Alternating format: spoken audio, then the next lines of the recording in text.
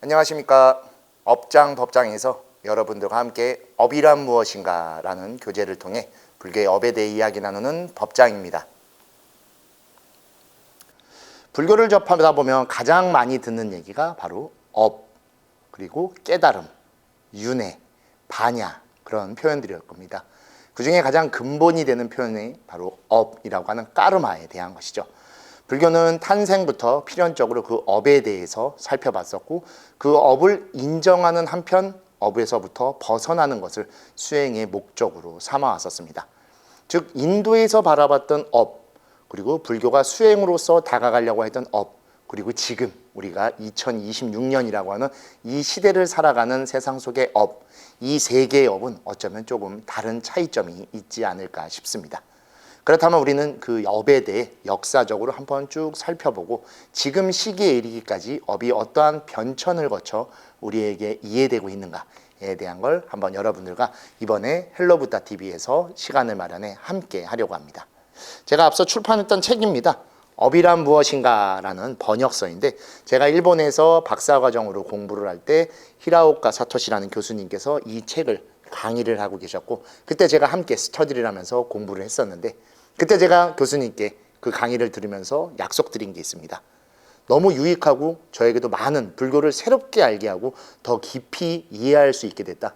제가 만약에 한국에 돌아가서 이 책을 번역할 수 있는 역할이 주어진다면 바로 이 책을 출판하고 싶습니다 라고 했는데, 제가 생각보다 일정이 많다 보니 약속이 좀 늦어져서 올해 비로소 여러분들 앞에 이렇게 업이란 무엇인가 라는 책으로 출간을 하게 됐고, 여러 군데서 또 사인회를 하면서 만나신 분들도 계실 텐데, 이 책의 내용이 굉장히 좋습니다. 저도 불교학자로서 공부하면서 많은 도움이 됐었고, 제가 이 책을 출판할 때 그냥 하면 안 되겠다라고 싶어 우리 헬로부다TV로 운영하는 우리 진흥원이라는 곳에 신청을 해서 대원불교 학술 총서 38권으로 다행히 채택이 돼서 이렇게 세상에 나오게 됐고, 또 좋은 의미로서 이 책을 통해서 여러분들과 함께 업에 대해 이렇게 헬로부다TV를 통해서 전달할 수 있는 시간을 갖게 돼 저 역시 너무 감사합니다.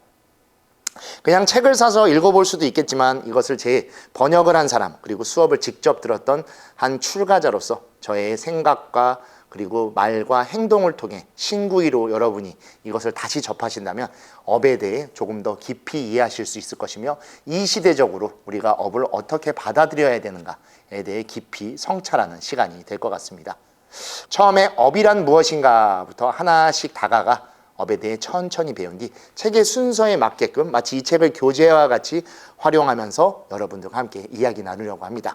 책이 있으신 분은 제가 종종 페이지 수도 말씀드릴 거기 때문에 책을 같이 보셔도 되고, 혹여 책이 없으신 분은 제가 꼼꼼하게 설명드릴 테니까 그 설명만으로도 충분히 아실 수 있게 그렇게 함께 하시면 되고, 듣다가 또 너무 좋으시면 어떻게 하면 되죠? 책을 사시면 됩니다. 그리고 우리 헬로부다TV를 구독, 좋아요, 알림 설정까지 해놓으시면 빠지지 않고 다 보실 수 있으니까 잘 챙겨서 함께 해주시면 좋겠습니다. 자, 우리 첫 시간입니다. 그래서 일단 업이란 무엇인가에 대한 업에 대한 사전적 정의와 불교의 관점에 대해 살펴보는 시간을 가지려고 합니다. 이 책의 부제목은 행위와 도덕의 불교 사상사라고 합니다. 벌써 어느 정도 업에 대한 것들이 간추려져 있죠. 업을 불교에서는 행위로 바라봤던 것이고, 그 행위를 통해 도덕적 삶, 불교적으로는 계율적 삶이겠죠. 그런 것을 해나간다고 하면 업을 짓지 않고, 설령 업을 짓는다 하더라도 악업을 짓지 않는 삶으로 살아갈 수 있다는 걸 책에서 설명하고 있는 것입니다. 책에는 여러 가지 내용들을 많이 담고 있습니다.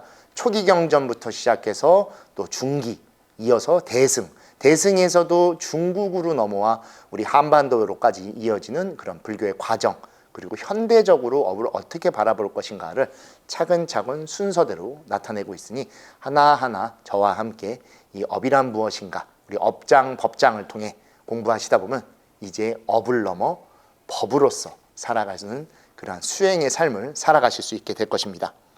먼저 간단하게 목차를 좀 설명드리면, 이 책은 총 6장으로 이루어져 있습니다.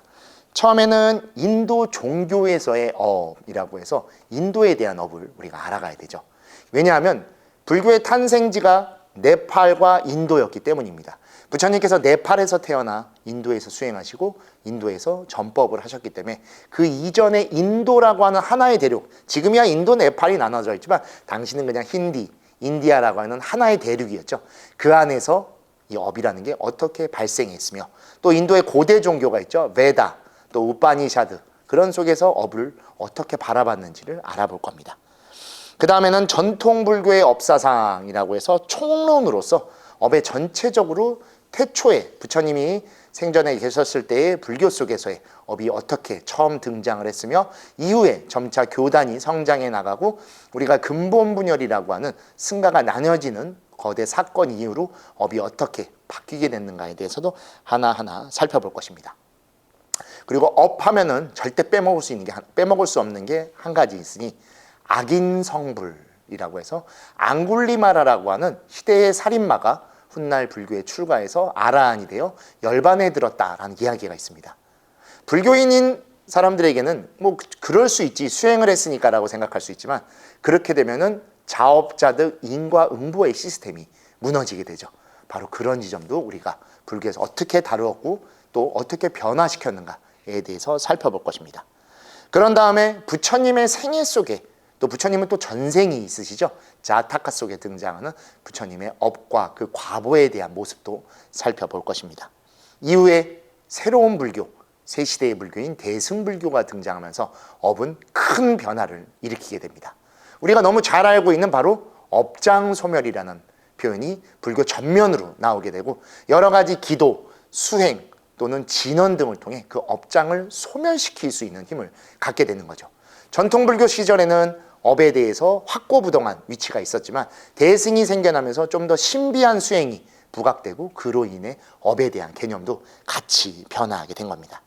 그리고 우리 이 24강으로 현재 이루어져 있는 업장, 법장의 맨 마지막 정에 도달하게 되면 이 업사상을 현대의 물질 그리고 과학 모든 것들을 증명하려고 하는 나아가 AI 시대에 어떻게 현대사회적으로 바라볼 수 있을까? 어떻게 보면 업은 가장 비과학적입니다. 하지만 다시 제일 과학적이기도 하죠. 자업자득을 어찌 과학적이지 않다고 말할 수 있을까요? 하지만 업이라고 하는, 업보라는 게 실제로 존재하는 것인가? 라는 것을 이야기한다라고 하면 그 부분에서는 또 굉장히 비과학적으로 전해질 수밖에 없는 것입니다. 이러한 양면의 모습을 갖고 있는 업을 이 시대적으로 어떻게 바라봐야 되는가까지 여러분들과 쭉 살펴보는 시간을 가려고 하니 여러분들 꼭 끝까지 지켜봐 주시고 그리고 업이란 무엇인가 라는 이 책과 함께 저와 한 시절 즐겁게 불교의 업에 대해 이야기 나누는 시간을 가져주시면 너무 감사하겠습니다. 자, 오늘 첫 시간이 업에 대해 좀 설명하는 시간을 가지려고 합니다. 이 책에서 주로 다루는 건 불교의 업사상입니다. 불교의 업사상이다 보니 불교 이전과 그리고 불교 이후 딱 그 두 가지 과정만을 다루고 있죠. 그리고 우리 일반 생활 속에서도 업이라는 표현은 굉장히 많이 사용됩니다. 특히 중국으로 불교가 넘어오며 중국 불교, 우리 동아시아 불교로 넘어오며 업은 가장 큰 또 가장 중요한 불교의 핵심 사상이며 핵심 표현으로 자리 잡게 됩니다. 우리가 흔히 업이라고 쓰는 그 표현, 바로 한자로 되어 있는 것이죠. 이 업은 산스크리트의 까르마라고 하는 단어에서 파생이 된 것입니다. 까르마는 크르라고 하는 만들다, 하다라고 하는 동사가 파생된 명사로 만들어진 것입니다. 만들다, 하다가 명사가 됐으니 만듦, 함, 즉 행위로 이루어지게 된 것이죠. 근데 우리 흔히 업하면 맨 처음 떠오르는 게 태어남입니다. 그래서 이 책에서는 그 부분을 가장 고치려고 합니다. 부처님께서도 저희 아마 이 업장법장을 통해 가장 많이 이야기될 수타니파타의 문구입니다. 태어남에 의해 수행자가 되는 것이 아니며 태어남에 의해 천한 사람이 되는 것이 아니다. 너의 지금 그 행위에 의해 수행자가 될 것이며 너의 그 행위에 의해 천한 사람도 될 것이다 라고 부처님께서 확고부동히 가르침을 내리신 그것과 같이 우리가 이제부터 업이라고 하는 것을 생으로 두는 것이 아닌 행으로 다가가고 불교에서 말하는 생이라고 하는 것이 태어남이 아닌 살아감이라는 것을 저와 함께 알아가시면 될 것 같습니다. 바로 그 기본 단어가 되는 게 까르마, 그리고 그 까르마의 어원조차도 바로 만들다 하다라고 하는 인도의 고대 언어 산스크리트에서 만들어진 것이죠. 그래서 탄생부터 바로 행위라는 의미를 담고 있었습니다. 더군다나 인도에서 생겨난 베다나 그리고 여러 기타 종교에서도 이 까르마를 가장 중요하게 생각했는데, 그들도 까르마를 단순히 태어남으로 보지 않고 행위를 기반으로 하는 의식으로서 많이 사용해서 까르만이라고도 사용을 했었습니다. 또 우리가 지금은 사회적으로 업이라는 표현을 굉장히 많이 쓰는데, 그 업의 표현에는 크게 두 가지로 나뉘어 볼 수 있습니다. 사회적으로 우리가 사용하는 업, 그러면 맨 처음 무엇이 떠오르십니까? 바로 직업이죠. 직업도 업입니다. 직자가 이을 직자죠. 즉 업을 통해 이어간다, 생계를 살아갈 때 우리가 직업이라고 이야기합니다. 또 뭐가 있죠? 업종, 그리고 업무, 업자. 그러니까 우리가 일반적으로 너무 편안하게 사용하고 있는 업이라는 단어가 들어있는 것입니다. 고대로부터 동아시아에서는 이 업이라고 하는 게 한 사람을 살아가게 하는 기본 토대이며 절대로 빼먹을 수 없는 삶의 하나의 가치관으로 바라봤었던 것입니다. 그리고 또 하나의 업이 있죠.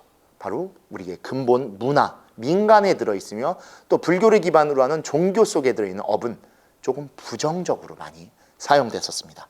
바로 업보, 업장, 업과, 이 모든 것들도 또한 업입니다. 근데 앞에 제가 방금 말씀드렸던 사회적인 업의 표현과는 사뭇 다르죠. 느낌이 전혀 다르게 되어 있습니다. 직업을 갖고 업종을 갖고 업무를 보는 건 너무 당연한 것인데, 업보와 업장과 그리고 업과라는 얘기를 하는 순간 굉장히 무겁고 부정적인 이미지가 커진 것이죠. 이것은 우리가 업이라고 하는 한 단어를 지금도 명확하게 이해하고 있지 않다는 것을 이야기합니다. 업은 분명 불교에서 볼 땐 좋지 않은 것입니다. 업에는 악업도 있고 선업도 있습니다. 그리고 불교적인 또 하나의 업, 무기업이라는 것도 존재하지만, 선업, 악업이라는 것을 기준으로 봤을 때 악업은 당연히 나쁜 것이지만 우리가 선업은 좋은 걸로 보죠. 근데 궁극적으로 불교에서 업은 나쁜 거라고 제가 말씀드렸습니다.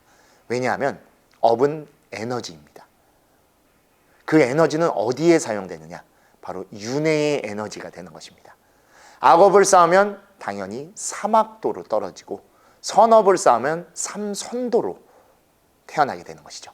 즉 육도 윤회라고 하는 윤회의 서클 속에 우리를 집어넣고 계속 끊임없이 윤회 환생시키는 그것이 바로 업의 힘인 것입니다.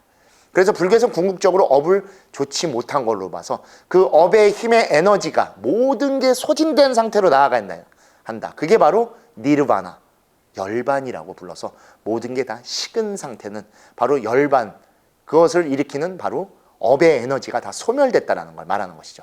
그리고 그렇게 소멸된 상태에 생겨나는 모습이 바로 해탈, 목샤라고 해서 해탈, 벗어남이죠.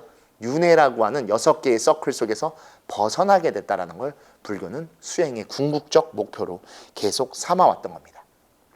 이처럼 업이라고 하는 건 우리의 삶 속에 뗄래야 뗄 수 없고, 특히 우리 한국, 대한민국이라고 하는 곳에 업은 너무나 일반적으로 굉장히 사용되고 있습니다.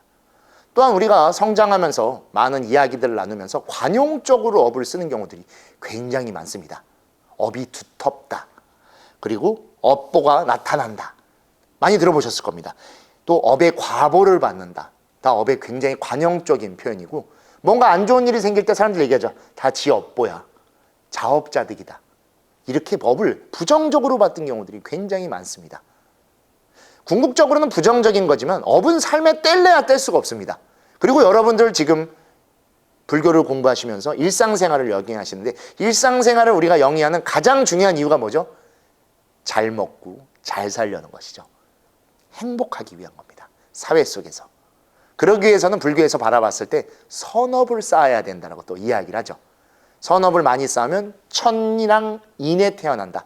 인 속에서, 즉 인간계 속에서도 좀 더 여유로운 삶으로 태어난다는 게 업보, 즉 업론에 등장하는 것이다 보니, 우리가 만약에 정말로 경제적인 것, 권력적인 것을 꿈꾼다면 오히려 업을 쌓아야 되는 겁니다. 그 정도로 업은 굉장히 다양한 의미를 갖고 있는 것이죠. 그리고 제가 조금 걱정하는 한 가지가 있습니다. 이 시대로 돌아갈수록 점차 업을 불교가 아닌 베다, 힌두교적인 업으로 바라보는 시선들이 많아지고 있습니다. 요새 청소년들 사이에 등장하는 게 금수저, 흙수저, 엄친아라는 표현입니다. 여러분들 다 들어보셨죠? 금수저, 흙수저, 그런 게 존재할까요? 존재할 수 없습니다.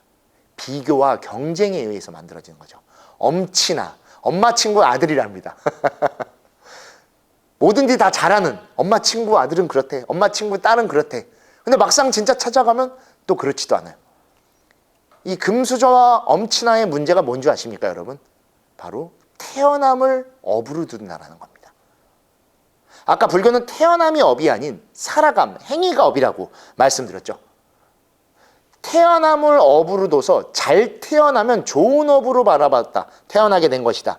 그래서 나는 그렇게 살아야 된다라고 하면 인도에서 등장했던 카스트 제도가 이 시대에 다시 나타나게 되는 겁니다. 바로 바라문, 크샤트리아, 바이샤, 수드라, 이러한 사성 계급이 우리도 모르는 사이에 우리로 인해 이 시대에 지금 다시 만들어지는 것이죠. 불교는 태어남을 그렇게 보지 않습니다. 태어남은 분명 업입니다. 근데 그 업을 불교는 좀 다르게 불러서 수겁이라고 불렀습니다. 전생의 과보로 인해 그 결과로서 이 태어남을 받은 겁니다. 그리고 적어도 인간으로 태어난 우리는 그 수겁이 악업이라고 절대로 생각하면 안 됩니다. 불교에서 인간으로 태어나는 건 굉장한 축복이며 선업 중에서도 최고의 으뜸입니다. 맹구우목이라는 표현이 있습니다. 수영을 할지 모르는 눈먼 거북이가 바다 위로 올라와 숨 한 번 쉬려고 하는데 수영을 할지 모르니 간신히 올라왔는데 마침 그때 둥둥 떠다니는 구멍난 판자에 목이 뽕 껴서 편안하게 숨을 쉴 수 있을 정도의 확률이라는 겁니다. 그러니 아예 못 태어난다는 겁니다. 근데 우리는 지금 인간으로 태어났습니다. 근데 인간으로 태어난 우리가 태어남을 원망하고 태어남을 비교하고 태어남을 업보로 둔다. 어쩌면 그 자체로 자신의 삶을 부정하는 걸지도 모릅니다. 여러분 한 분 한 분은 소중한 분입니다. 그리고 부처님이 우리에게 수기, 약속을 내려주셨죠. 일체중생 시류불성, 모든 중생에게 성불의 가능성인 불성을 다 지니고 있다. 부처 아닌 존재가 없습니다. 부처로 사는 순간 부처인 것입니다. 중생으로 살면 중생으로 전락하게 되는 것이죠.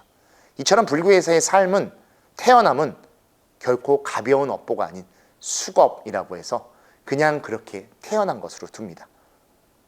여러분들 이 중에 혹시 태어남 선택해서 받으신 분 계십니까? 난 내가 선택해서 태어났다. 한 분이라도 있으면 댓글창에 써주십시오. 우리는 그렇게 태어나지 않습니다. 태어나 보니 그렇게 우리를 사랑해 주시는 부모님을 만났고 많든 적든 여유롭든 부족하든 그래서 그 안에서 안락을 얻었던 그 집안의 한 자녀로 태어나 성장하게 된 것뿐입니다.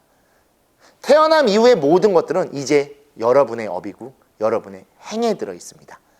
태어난 이후부터는 제가, 여러분이 우리가 원하는 대로 조금씩 살아가고 바꿀 수 있다는 게 불교에서 바라보는 업보입니다. 그렇지 않고 불교의 수겁조차도 태어남의 업보라고 두는 순간 다른 종교에서 말하는 원죄와 같은 것이 됩니다. 다른 종교는 신이 그 종교를 만들었고 신이 하지 말라는 것을 어기게 되다 보니 선악과라는 것을 먹게 되죠. 태초의 인간이. 그러면서 원죄, 근본의 죄를 지었다라고 해서 모든 인간들이 그 죄를 끌어안고 살 수밖에 없다. 죄 많은 중생이 됐다라고 표현합니다. 하지만 불교는 절대 그러지 않죠. 태어난 모든 존재는 다 불성을 가지고 있다라고 반대로 이야기를 합니다. 그리고 수겁은 전생까지 지었던 그 과보로 태어남을 받은 것뿐입니다. 하지만 태어남 이후에는 어떤 것도 문제되지 않습니다. 내가 멀쩡하게 태어나면 그 안에서 내가 맞는 삶을 찾아서 수행이라고 하는 노력, 공부를 통해 내 삶을 만들어가면 되고 내가 혹시 어디라고도 하나 불편하게 태어났다라고 하면 그 불편함을 받아들이면서 살아갈 수 있는 방법을 강구하면 됩니다. 또한 살아가다 보면 여러 어려움과 아픔을 또 겪게 됩니다. 그러한 장애도 우리가 겸허히 받아들이며 그것에 맞는 삶을 계속 살아나가면 되는 것이죠.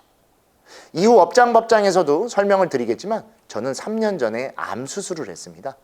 아직도 암 검사를 받고 있고 얼마 전에 3년차 정기검진을 다녀왔습니다. 아직은 암 환자인 것이죠.